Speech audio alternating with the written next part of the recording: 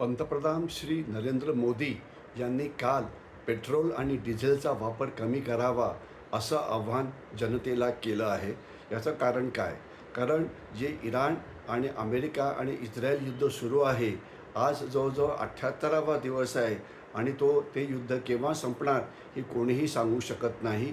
कारण इराणनी ब्लॉकेड केलेलं आहे, त्यांच्या ब्लॉकेडला अमेरिका ब्लॉकेड करतं आहे आणि दोन्ही देश एकमेकाची जहाजंही बुडवतं आहे. तर त्याच्यामुळे स्ट्रेट ऑफ हॉर्मुझ जी आहे ही बंदच राहणार आहे. याच्या आधी पण आपल्याला माहिती आहे की आपलं 25 ते 30% जे तेल आहे, कच्चं तेल हे स्ट्रेट ऑफ हॉर्मुझमध्ये येतं. जर स्ट्रेट ऑफ हॉर्मुझ जर बंदच राहिलं तर याचा अर्थ तेलाचं शॉर्टेज होईल असं नाही. तेल आपल्याला इतर ठिकाणनं मिळतं आहे. म्हणजे अजून एक 5-6 देश आहेत जे आपल्याला तेल देत आहेत. उदाहरणार्थ रशिया आहे, अमेरिका आहे, अर्जेंटिना आहे, नायजेरिया आहे आणि इतर देशसुद्धा हॉर्मुझला बायपास करून तेल देण्याचा प्रयत्न करत आहेत. पण होतं असं की हॉर्मुझचं जे तेल आहे हे सर्वात स्वस्त आहे आणि त्याच्या तुलनेमध्ये आपण जर अमेरिकेकडनं किंवा रशियाकडनं तेल घेतलं तर त्याची किंमत ही जास्त असते. आणि आपलं जवळजवळ 85% कच्चं तेल जे आहे हे आपण आयात करतो परदेशातून आणि फक्त 15% हे भारतात होतं. तर आणि याचा जो खर्च आहे तो आपल्याला डॉलरमध्ये करावा लागतो आणि सध्या चं किंमत वाढलेली आहे. रुपया वीक झालेला आहे.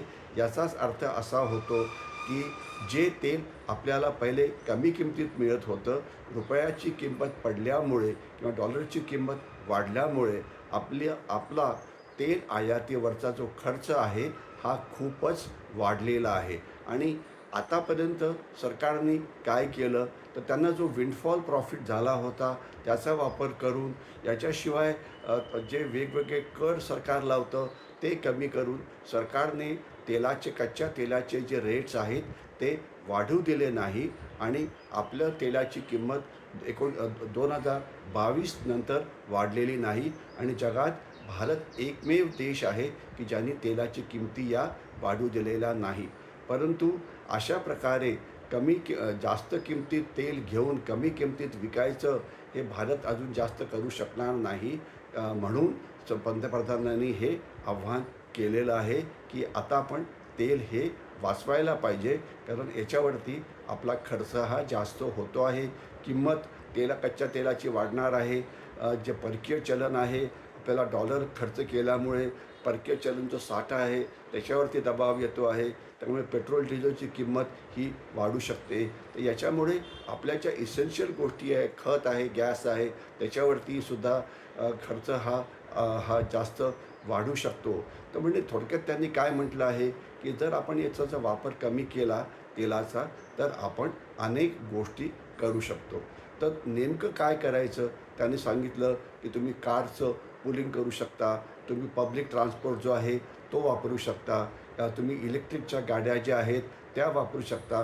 म्हणजे तेल ज्या गाड्यांना लागतं ते सोडून बाकीच्या इंधनावरती चालणाऱ्या गाड्या म्हणजे इलेक्ट्रिकल व्हेकल्स असो की पब्लिक ट्रान्सपोर्ट हे जर वापरलं तर आपला जो खर्च आहे आयातीचा तो कमी होईल आणि माफ करा आणि येणाऱ्या संकटाचा आपण चांगल्या पद्धतीने त्याला आपण तोंड देऊ शकू. तर म्हणजे पंतप्रधान श्री नरेंद्र मोदी यांचं आव्हान हा एक केवळ बचतीचा सल्ला नाही आहे. हे एक युद्धकालीन परिस्थितीमध्ये आर्थिक तयारी आपली जी देशाची असायला पाहिजे त्याकरता सरकारच्या प्लॅनला मदत करण्याकरता सामान्य जनतेला केलेलं आव्हान आहे. आणि एवढंच नव्हे तर इतरसुद्धा सामान्य माणसं ज्यांच्याकडे 4 व्हीलर आहे किंवा 2 व्हीलर आहे ते वेगवेगळ्या पद्धतीचा वापर करून 30% जो तेल आहे ते कमी करू शकतात, ज्यामुळे आपल्याला कमी तेल आयात कर. पंतप्रधान श्री नरेंद्र मोदी यांनी जनतेला आव्हान केलं आहे की सोन्याची जी खरेदी आहे ती कमी करा. याचं मुख्य कारण असं आहे की आपण सोनं हे भारतात तयार होत नाही, फारच कमी भारतात तयार होतं आणि बहुतेक सोनं जे आहे हे आपण आयात करतो दुबई किंवा इतर देशांकडनं आणि या सोन्याला आयात केल्यामुळे आपला जो आयातीवरचा खर्च जो आहे तो खूपच वाढतो. आणि आपण जर आपल्या आयातीचं आपण गणित बघितलं तर आपल्याला असं दिसतं की 40% आयात जी आहे ही आपण कच्च्या तेलावरती करतो आणि जवळजवळ 30%हून जास्त आयात जी आहे ती आपण सोन्यावरती करतो. आता कच्चं तेल तर ट्रान्सपोर्टेशन सेक्टरकरता महत्त्वाचं आहे. त्याच्याशिवाय आपण जगू शकत नाही, कारण 85% तेल आपलं बाहेरनं येतं. मात्र सोनं जे आहे हे काही रोजच्या जीवनाला लागणारी गोष्ट नाही आणि आज जगामधलं आपण सोन्याचा सर्वात मोठं ग्राहक आहोत आणि याचा खर्च आपल्याला डॉलरमध्ये करावा लागतो, प्रचंड डॉलरमध्ये. तर त्याच्यामुळे आता रुपयावरचा जो दबाव आहे तो वाढलेला आहे आणि याच्यामुळे होतं काय, की आयात बिल जे आहे आपलं ते वाढतं. डॉलरची गरज ही आपल्याला जास्त होते आणि आपलं जे ट्रेड डेफिशिट आहे, म्हणजे आयात आणि निर्यातीमधला जो फरक आहे तो वाढतो. आता सध्या जर आपण आयातीकडचं विश्लेषण केलं तर असं आपल्याला दिसतं, की आपल्याला काय पाहिजे?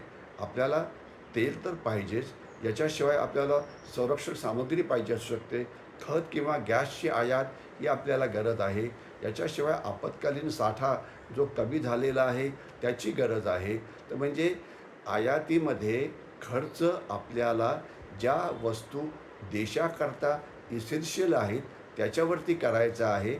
ज्या गोष्टी इसेन्शियल नाही, म्हणजे सोन्याची आयात याच्यावरती खर्च करून आपण आपलं जर परकीय चलन संपवलं तर देशामध्ये एक आर्थिक आणि सामरिक संकट हे निर्माण होऊ शकतं.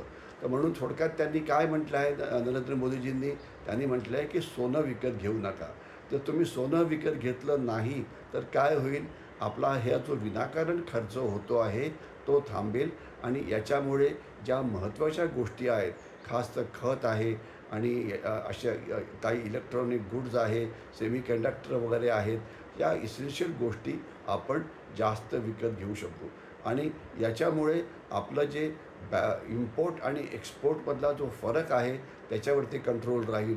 रुपया जो म्हणजे आपला सारखा कमजोर होतो आहे, वीक होतो आहे, सारखा खाली जातो आहे, ते फॉल ते कम ते ते त्याचं म्हणजे त्या रुपया पडणं किंवा रुपयाचा जो डाऊनफॉल आहे तो कमी होईल आणि लोकांनी विनाकारण सोन्यामध्ये आपली आपली इन्व्हेस्टमेंट करायच्या ऐवजी आपण जर ही इन्व्हेस्टमेंट जर प्रॉडक्टिव्ह सेक्टरमध्ये केली, म्हणजे शेअर बाजार आहे, याच्याशिवाय म्युच्युअल फंड्स आहेत, बॉन्ड्स आहेत, उद्योगधंदे आहेत, शेती आहे, बँक ठेवी आहेत वगैरे वगैरे, तर त्याचा अर्थव्यवस्थेला जास्त फायदा होईल.